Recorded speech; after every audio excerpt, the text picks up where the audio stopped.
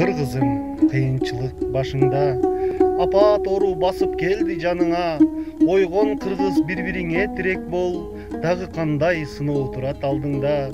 Бул оорунун алдында баары бирдей, байсыңбы, бийсиңби, жесең кедей, ылгабастан четинен алат туура. Сак бололу кыргызым, сен мен дебей.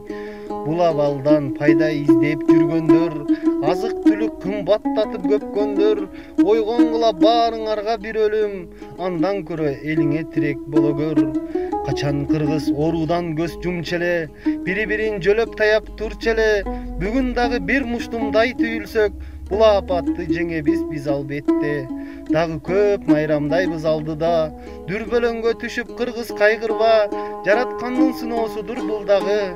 Тизе бүгүп, сынба кыргыз, багынба.